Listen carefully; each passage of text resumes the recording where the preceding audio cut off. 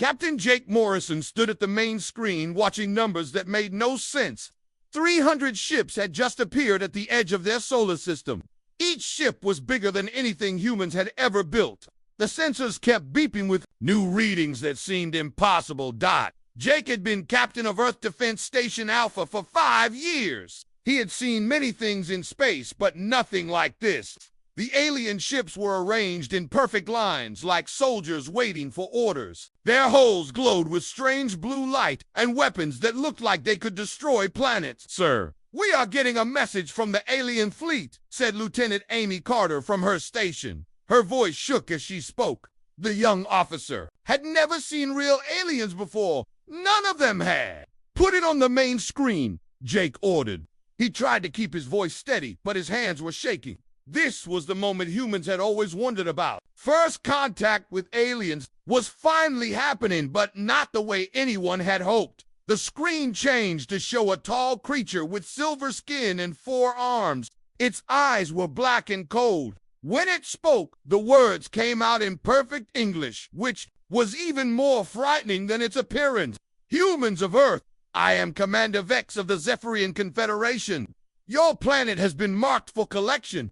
You have 72 hours to surrender all military forces and prepare for relocation. Any resistance will result in the complete destruction of your species." The message ended and the screen went back to showing the alien fleet. Jake stared at the ships, knowing that Earth's 12 defense frigates would be destroyed in minutes against such a force. Each alien ship was the size of a city, and there were 300 of them. On the moon, Admiral Lisa Hayes watched the same message from Luna Command Center. She had spent 30 years in Earth's defense forces, but had never imagined facing something like this. The alien fleet was more powerful than every human military combined. "Get me the president," she told her aide, "and contact all fleet commanders. We need to know what ships we have and where they are." Deep underground in Colorado, Dr. Pete Collins received an emergency signal that he had hoped would never come. For 15 years, he had worked on a project so secret that most of the government did not know it existed. Project Nightfall was humanity's last hope against threats like this. Pete ran through the underground tunnels to the main laboratory. His team was already there waiting for him. Chief Engineer Maria Santos was at her computer starting the wake-up process for their special ship. The ESV Defiance had been sleeping in its hidden dock for 3 years. "Is it ready?" Pete asked as he caught his breath. "The ship is ready, but the crew will need time to prepare," Maria answered. "The quantum systems have been in sleep mode. It will take 6 hours to bring everything online." "We might not have 6 hours," Pete said, looking at the alien message on his screen, "but we have to try." The Defiance was not like any other ship humans had built. It looked more like a science laboratory than a warship. There were no big guns or thick armor plates. Instead, it was filled with machines that could change the rules of physics itself. Most people would think it was crazy to send such a ship against an alien fleet dot around the world. People watched the news in fear. The alien ships were too big and too many. Earth's leaders talked about surrender while others spoke of fighting to the end. Nobody had good answers for how to stop 300 ships that could destroy planets in the secret base. Pete's team worked faster than they ever had before. The Defiance needed a crew of 47 people who had trained for years to use its strange technology. Each crew member knew they might be going to their deaths, but they also knew they were Earth's only real chance. Commander Beth Parker arrived at the base within 2 hours of the alert. She had been chosen to captain the Defiance because she could think in ways that other people could not. The ship needed someone who could make decisions that seemed impossible to normal minds. "How long until we can launch?" Beth asked Pete as she entered the control room. "For hours, if everything goes right," Pete answered. "The quantum drives are the most difficult part. They need to be perfectly balanced, or the whole ship could disappear into another dimension." Beth nodded and went to meet her crew.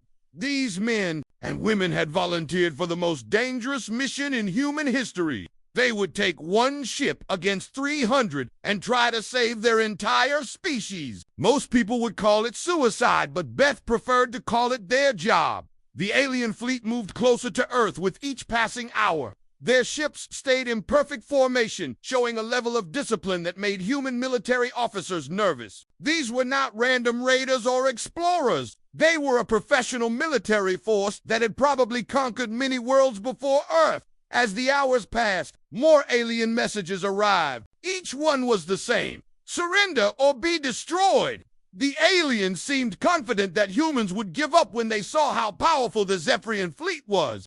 They had no idea that humans were preparing something that had never been tried before. In the hidden base, the Defiance slowly came to life.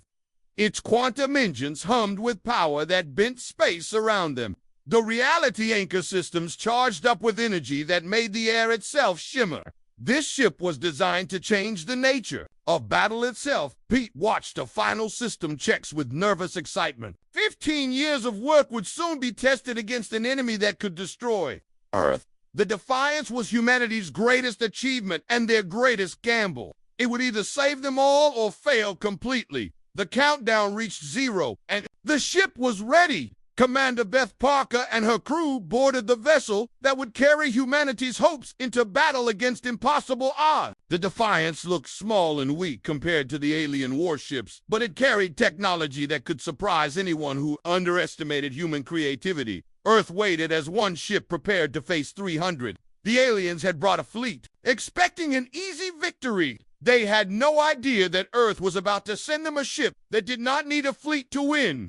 Director Alan Foster stood before the crew of the Defiance in the briefing room deep underground. The 47 men and women who would take humanity's only real weapon into battle sat quietly waiting for their final orders. Each person in that room knew they were about to attempt something that had never been done before. The alien fleet expects us to meet them with conventional weapons. Alan began. His voice was calm, but everyone could hear the weight of what he was saying. They think we will send our frigates and destroyers against their massive ships. They are wrong. He pressed a button and images of the Defiance appeared on the screen. The ship looked nothing like a normal warship. It was smooth and silver with strange curves that seemed to bend light around them. Instead of weapon ports, it had devices that looked like scientific instruments. The Defiance carries no traditional weapons, Alan continued. It has no armor plating and no escort fleet. What it does have is technology that can change the basic rules of how space and time work. You will be fighting the aliens in an environment where normal physics do not apply. Commander Beth Parker studied the faces of her crew. These people had trained for years to operate systems that most scientists said were impossible. They would use machines that could alter reality itself within a small area around their ship. The aliens had never faced anything like this before. The quantum manipulation devices will create a field around our ship, explained Dr. Kate Nelson, the science officer. Inside this field, we can change how energy moves, how matter behaves, and even how time flows. The aliens' weapons will not work the way they expect. Engineer Carlos Wright raised his hand. What about our own systems? Will they work normally inside the field? Our ship was designed specifically for altered physics, Kate answered. Every system on the Defiance can adapt to different sets of physical laws. We will have full control, while the aliens will be confused and helpless. The crew spent the next hour going over the mission plan. The Defiance would launch from its hidden dock and fly directly toward the alien fleet. There would be no hiding and no sneak attacks. They would approach the 300 enemy ships openly and challenge them to battle. Remember, Beth told her crew, we are not trying to destroy all their ships. We are trying to show them that humans cannot be conquered easily. If we can neutralize their fleet without destroying it, they might think twice about attacking Earth. Again, meanwhile, in space above Earth, Admiral Lisa Hayes coordinated the planet's defenses from Lunar Command. She knew the Defiance was launching, but she could not tell her other commanders about it. The mission was so secret that even most of Earth's military leaders did not know it existed. Admiral, the alien fleet is maintaining course toward Earth, reported Captain Jake Morrison from Defense Station Alpha. They will reach our outer defense perimeter in 18 hours. Understood, Lisa replied. Continue monitoring their movements and prepare our ships for defensive positions. Lisa hated lying to good officers like Jake, but she had no choice. If word of the Defiance leaked out, the aliens might prepare for unconventional tactics. The success of the mission depended on complete surprise. Deep in the Colorado base, the Defiance began to move. The ship rose slowly from its underground dock using quantum drives that made no sound. Maria Santos monitored the engines from her position, knowing that one mistake could tear the ship apart at the atomic level. Quantum drives at full power, she reported to Beth. Reality anchor systems charging. We will be ready to create the field as soon as we encounter the aliens. Good, Beth replied from the captain's chair. Take us out of the atmosphere and set course for the alien fleet. Maximum speed. The Defiance broke through Earth's atmosphere like a silver needle piercing the sky. Its quantum drives pushed it faster than any human ship had ever traveled. The crew felt no acceleration because the ship created its own pocket of altered physics where normal rules about speed and momentum did not apply. Navigator Roy Jackson plotted their course through the outer solar system. The alien fleet was still hours away, but their sensors were probably already detecting the approaching human ship. Roy wondered what the aliens would think when they saw one small vessel coming toward their massive armada. Sir, we are being scanned by multiple alien ships, reported Communications Officer Tracy Adams. They are trying to analyze our whole composition and weapon systems. Let them scan, Beth said with a smile. They will not find any weapons because we do not carry any. State will think we are crazy for approaching them in an unarmed ship. The Defiance continued its flight toward the alien fleet while Earth held its breath. Most people on the planet still believed their leaders were preparing to surrender. They had no idea that one ship with 47 crew members was racing to save them all. In the Zephyrian fleet, Commander Vex studied the readings from the approaching human ship. It was much smaller than expected and carried no detectable weapons. The humans seemed to be sending some kind of science vessel against his 300 warships. Perhaps it is a messenger ship coming to discuss surrender terms, suggested one of his officers. Perhaps, Vex replied, but I do not like surprises. Maintain full alert status and prepare to destroy the human ship if it comes too close. The Defiance flew on through space while its crew made final preparations for battle. Carlos Wright activated the reality anchor, which began to create tiny distortions in space around the ship. Kate Nelson monitored the quantum field generators. That would soon envelop them in altered physics. Field generators at standby, Kate reported. We can expand the reality field to maximum range in 30 seconds once you give the order. Excellent, Beth said. Remember, everyone, once we activate the field, we will be fighting in an environment where the normal rules do not apply. Trust your training and trust your instruments. The crew of the Defiance knew they were about to make history. They would either prove that human creativity could overcome any threat or they would die trying. As their ship approached the alien fleet, they prepared to show the universe that sometimes one ship was more than enough behind them. Earth waited in darkness, not knowing that its fate rested with 47 people in a ship that looked like it could not hurt anyone. The aliens had brought a fleet expecting easy victory. They were about to learn that humans fought differently than anyone else in the galaxy. The first alien ships to spot the Defiance were scout vessels positioned at the edge of the Zephyrian fleet. These ships were each 3 times larger than the approaching human vessel and armed with plasma cannons that could melt through battleship armor in seconds. When they detected the lone human ship flying directly toward them, they immediately opened fire. Beams of superheated plasma streaked through space toward the Defiance at nearly the speed of light. Commander Beth Parker watched the incoming fire on her screen without ordering evasive maneuvers. Her crew trusted her completely, even though it looked like she was flying them straight into destruction. Activating reality, Anchor announced. Carlos Wright from his engineering station. Field expansion in 3, 2, 1. The space around the Defiance began to shimmer and bend as the quantum devices activated. The plasma beams from the alien ships struck the edge of the reality field, and something impossible happened. Instead of destroying the human ship, the energy was absorbed and converted into fuel for the Defiance's quantum drives. Field is stable, reported Dr. Kate Nelson. The alien weapons are actually powering our systems. The more they shoot at us, the stronger we become. The Zephyrian scout ships fired again and again, pouring enough energy to destroy a space station into the human vessel. Each shot was absorbed by the reality field and transformed into power that made the Defiance faster and stronger. The aliens had never seen anything like this before. Impossible, muttered the Zephyrian scout commander as he watched his most powerful weapons feed energy to his target. No ship can survive direct hits from plasma cannons. He sent an urgent message to Commander Vex, warning that the human ship had some kind of advanced shielding technology. The message reached the main fleet just as the Defiance began to demonstrate its other capabilities. Engaging phase shift, announced Kate as she activated another quantum system. Taking us through the scout line, the Defiance became translucent like a ghost ship and flew directly through the solid hulls of 3 Zephyrian scouts.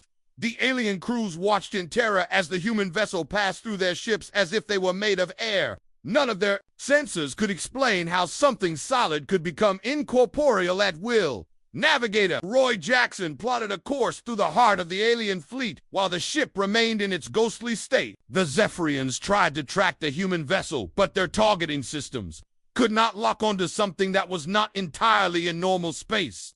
"Sir, the human ship is moving through our formation," reported a panicked Zephyrian officer to Commander. "Vex, our weapons cannot touch it, and it appears to be heading straight for your command ship." Vex studied the tactical displays showing the Defiance's impossible path through his fleet. The small ship was flying between his largest vessels, without taking any damage from the massive firepower being directed at it. More disturbing was the way space itself seemed to be changing around the human vessel. "All ships concentrate fire on the human craft," Vex ordered. "Use maximum power settings. If their shields can absorb our weapons, we will overwhelm them with sheer volume of fire." The entire Zephyrian fleet turned its weapons toward the Defiance. 300 ships unleashed enough firepower to crack a moon, filling space with deadly energy beams and explosive projectiles. The human ship disappeared inside a ball of destructive force that should have vaporized anything made of matter. Reality field holding steady, Carlos reported calmly from his station. "Actually, field strength is increasing. The aliens are giving us more power than our systems can handle." "Then let's use it," Beth said with a grin. "Expand the field too. Maximum range. Time to show them what human engineering can do." The reality field around the Defiance began to grow larger and larger until it encompassed dozens of alien ships. As the field expanded, the Zephyrian vessels inside it began to experience catastrophic system failures. Their engines stopped working properly. Their navigation systems reported impossible readings, and their weapons began firing in random directions. "What is happening to our ships?" Vex demanded, as reports flooded in from his fleet commanders. "Unknown, sir," his science officer replied. "The space around the human vessel appears to be operating under different physical laws. Our ships were designed for normal space. They cannot function in an environment where the basic constants of physics have been altered. Inside the reality field, gravity flowed sideways instead of toward planetary masses. Energy moved in spirals instead of straight lines. Time itself flowed at different rates in different locations. The Zephyrian ships, built to operate in normal space, found themselves helpless in an environment designed by human minds. Communications. Officer Tracy Adams monitored the alien communications as panic spread through their fleet. Ship after ship reported system failures and navigation errors. Some vessels were spinning out of control, while others found their weapons firing backward into their own hulls. "Sir, I think we should expand the field even more," suggested Kate. "We can encompass their entire fleet if we push the quantum generators to maximum output."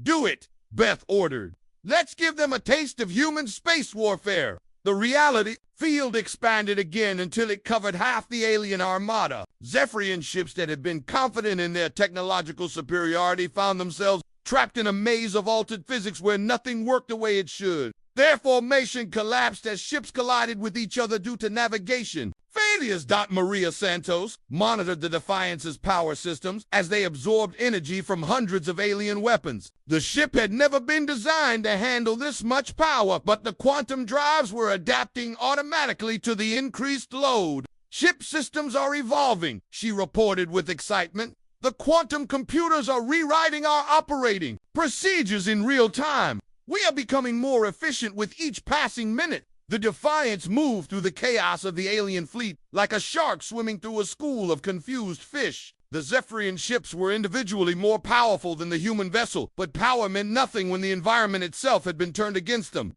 "Sir, we need to retreat," urged Vex's tactical officer. "Our ships cannot fight effectively in these conditions. The humans have somehow weaponized space itself." Vex stared at the tactical display showing his mighty fleet reduced to a collection of helpless vessels drifting in impossible space. The humans had sent one ship against 300, and that one ship was winning. It was not destroying his fleet, but it was neutralizing every advantage the Zephyrians possessed. "How is this possible?" he asked his science officer. "How can one ship control the physical laws of an entire region of space?" "I do not know, sir," came the reply. "But if we remain in this field much longer, we will lose more ships to collisions and system failures."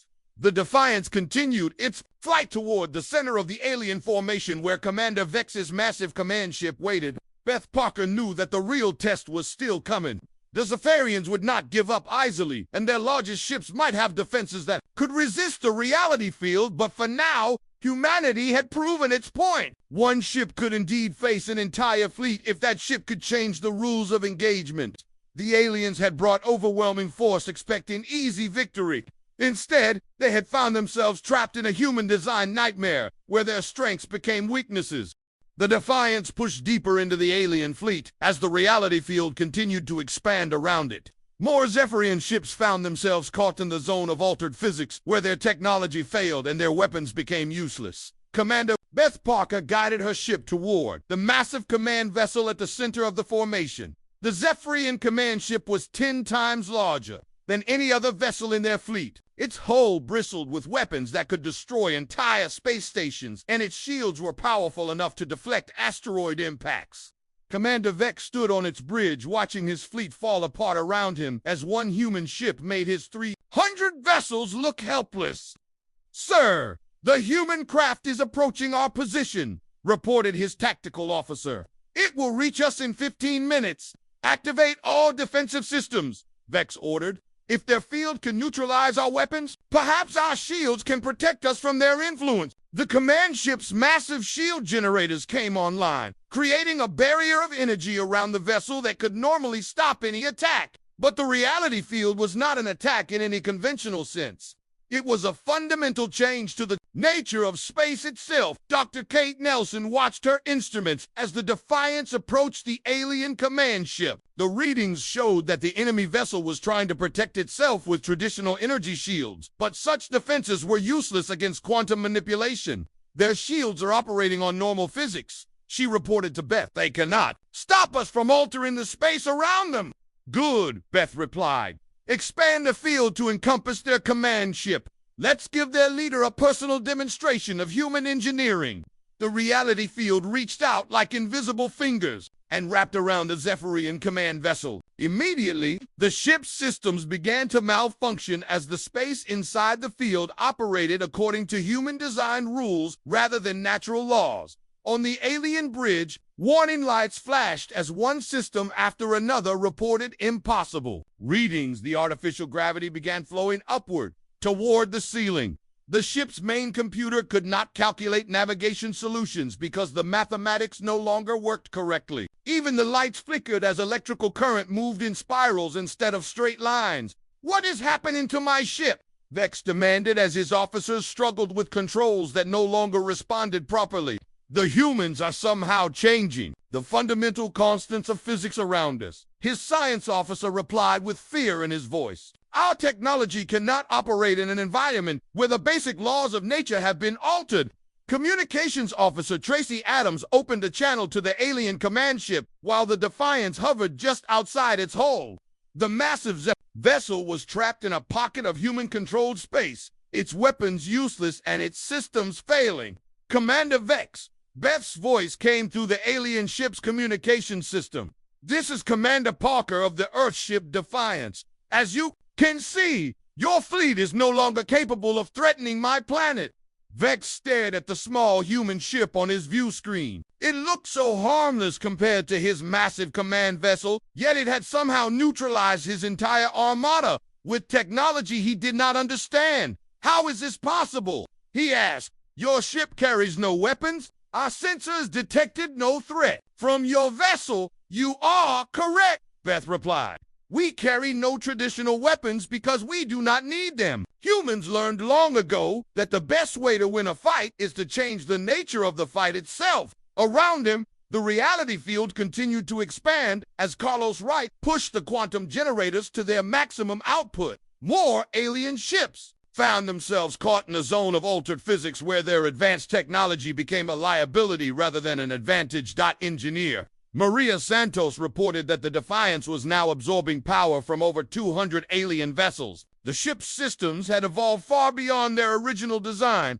adapting to handle energy levels that should have been impossible. The quantum drives were rewriting themselves in real time, becoming more efficient with each passing moment. Sir, we are detecting similar reality distortions around other human positions, announced Roy Jackson from his navigation station. Earth's defense fleet is moving to support us.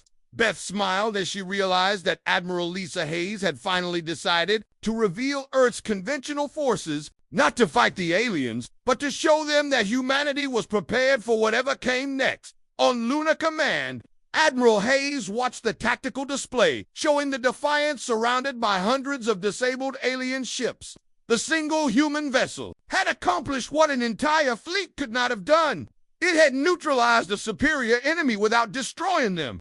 Deploy our ships in escort formation around the alien fleet, she ordered. We want them to see that we could have brought more forces if necessary. Earth's 12 defense frigates emerged from their hiding places and took positions around the Zephyrian fleet. The alien ships were still trapped in the reality field, their systems malfunctioning and their weapons useless. The human frigates could have destroyed them easily, but instead, they simply watched and waited. Dr. Pete Collins monitored the entire operation from his underground command center. 15 years of work had led to this moment when one human ship proved that creativity could overcome any technological advantage. The aliens had brought overwhelming force, but humans had brought something better. The field is stable and can be maintained indefinitely, Kate reported from her science station. The alien weapons fire is actually powering our systems. As long as they keep shooting at us, we can maintain the field forever. Excellent, Beth said. Open a channel to all ships in the alien fleet. Tracy established communication links with every Zephyrian vessel caught in the reality field. The alien crews listened as the commander of one small human ship addressed their entire armada. Attention, Zephyrian fleet, Beth began. Your ships are currently trapped in a region of space where human technology controls the fundamental laws of physics. Your weapons cannot harm us and your engines cannot escape our field. She paused to let that information sink in before continuing. However, we do not wish to destroy you. Earth's message to the Zephyrian Confederation is simple. We are not as helpless as you believed. Any future attempts to conquer our world will face the same result. Commander Vex found his voice and responded to the human transmission. Your technology is impressive, but how do we know you will not simply destroy us now that we are helpless? Because Beth replied, humans prefer to solve problems rather than create them. We will release your ships and allow you to return to your government with a message. Earth is not interested in conquest or domination. We simply want to be left alone to develop in peace. The alien commander studied the tactical display showing his fleet surrounded by the reality field. Every ship under his command was trapped by technology he could not understand or counter. The humans had demonstrated a level of scientific advancement that made Zephyrian weapons look primitive. What guarantee do we have that you will keep your word? Vex asked. You have the guarantee that we could have destroyed your entire fleet already if that was our intention, Beth answered. Instead, we chose to disable your ships without harming your crews. That should tell you something about human nature. Around the alien fleet, the reality field shimmered with power drawn from their own weapons. The Defiance floated in the center of the distortion like a silver needle that had rewritten the laws of space itself. One ship had indeed proven more than a match for three. Commander Vex stared at the human ship floating outside his command vessel and felt something he had never experienced before in 30 years of military service. Fear mixed with respect as he realized that his 300 ships were completely helpless against one small human vessel that carried no traditional weapons. "Commander Parker," he said over the communication channel, "I request permission to speak with you directly." "Ship to ship, permission granted," Beth replied. "Transport over if your systems can manage it." The Zephyrian commander's transport beam flickered and sparked as it tried to function within the reality field. The altered physics made even simple technology unreliable for the aliens. After several attempts, Vex managed to materialize on the Defiance's bridge. He was tall with silver skin and 4 arms, just as the earlier transmissions had shown. But standing in person before the human crew, he seemed less threatening and more curious. His black eyes studied the bridge equipment with obvious confusion. "Your ship appears to be a scientific laboratory," he observed. "I see no weapon controls or combat systems." "That is correct," Beth said, gesturing for him to sit in an empty chair. The Defiance was designed to change the nature of conflict rather than engage in traditional warfare. Vex looked around at the human crew members, who continued their duties with calm efficiency. These people had just neutralized his entire fleet, but they showed no signs of aggression or triumph. They acted as if disabling 300 warships was simply part of their normal routine. "How is it possible for one ship to control the physical laws of space?" he asked Dr. Kate Nelson. "We learned to manipulate quantum fields at the subatomic level," Kate explained in simple terms.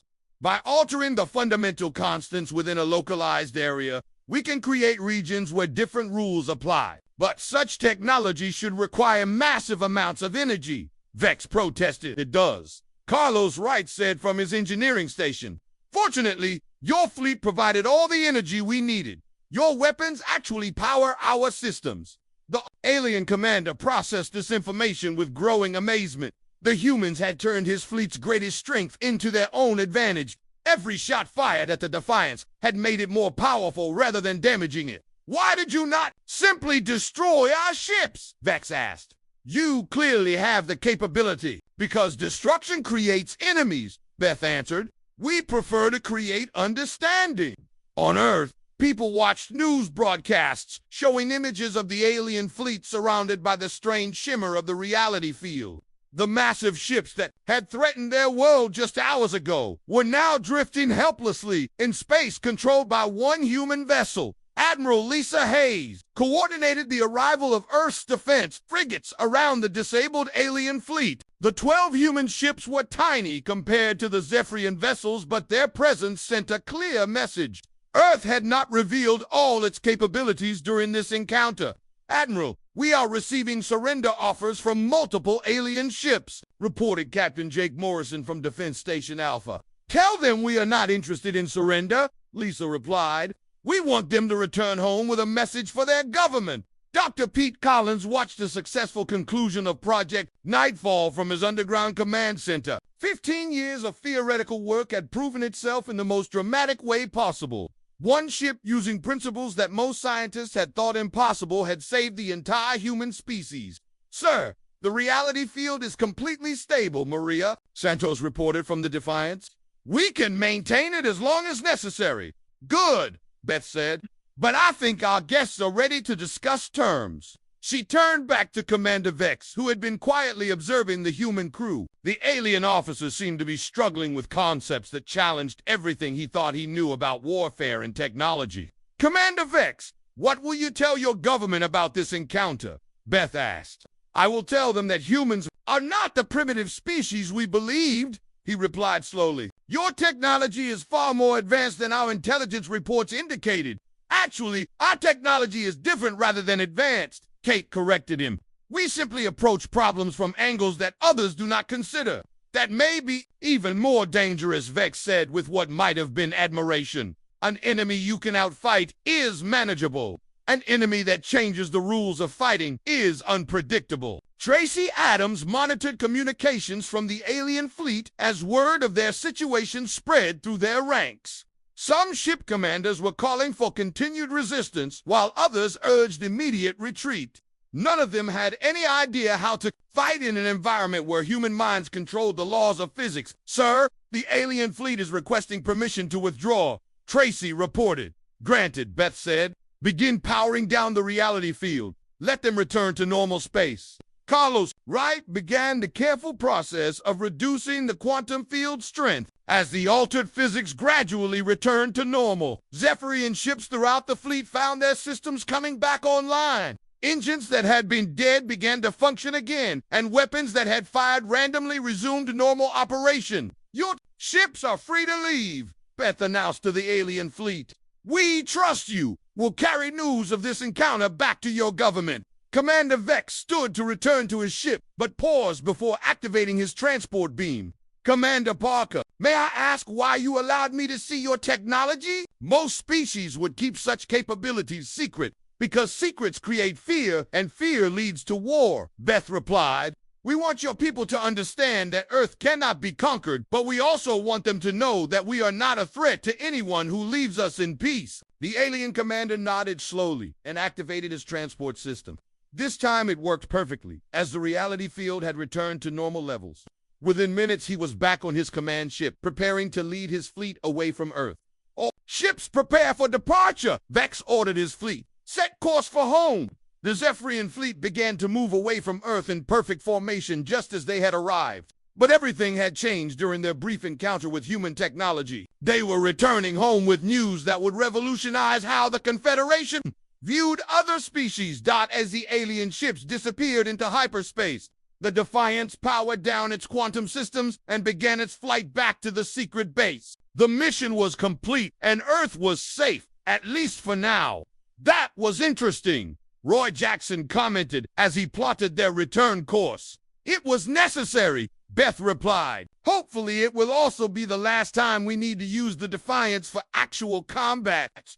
Admiral Hayes sent a message to all Earth forces declaring the emergency over air. The alien threat had been neutralized without firing a single shot from conventional weapons. One ship had indeed proven more than enough to face an entire fleet. In his final report to the Confederation Council, Commander Vex recommended that Earth be classified as a Category 5 civilization, not because of their technology level, but because of their dangerous ability to think outside conventional parameters. Humans, he wrote, were a species that changed the rules rather than playing by them. The Defiance disappeared back into its underground hiding place, where it would wait until humanity needed it again.